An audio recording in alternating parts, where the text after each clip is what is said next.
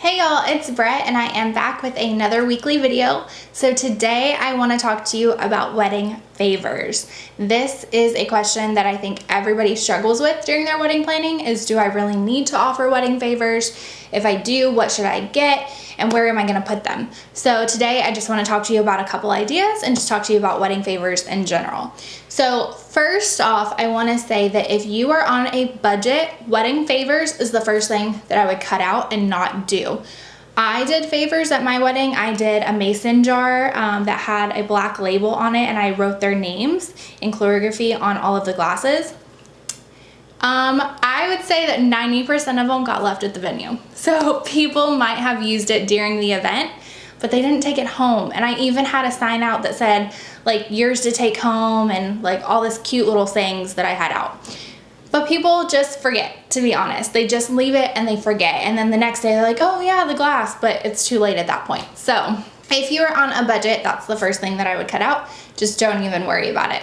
If you're set on it and you do want to do favors and you do want to do a little something extra for your guest and make it kind of special, I have a couple of ideas for you that are things that I think people will actually use and not get left behind. So let's be honest, every wedding you go to probably had beer koozies with the couple's name on them and their wedding date. That is the number one thing I see get left behind at weddings. People use it during the wedding, which is great. And if you're okay with that, then you should do them. But they forget to take them home.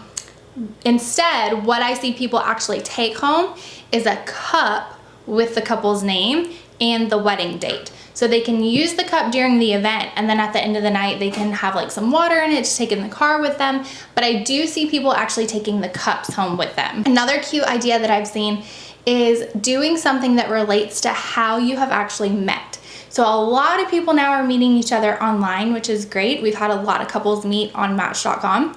So what I've seen people doing is at night when it's time for the sparkler exit, they have little match boxes with matches in them that say the couple's name and wedding date. And so that way it's a set of matches because they met on Match.com. Get it? It's kind of funny. So if you do something that kind of relates to y'all as a couple, then that is going to make people think of you whenever they take it home. They're going to cherish it a little bit more. Also, I've seen people do, instead of koozies, coasters. So that way they have something to set their glass on.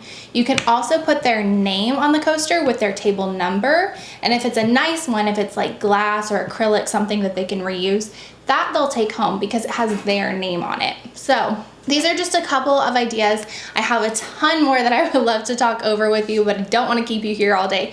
But just make sure that if you are doing a favor, make it something personal. I think that that's when people really cherish it and want to take it home. I've had some people that actually like grew up on a honey farm, like the bride's dad made honey like with bees. And so they did little bottles of individual honey for everybody to take home.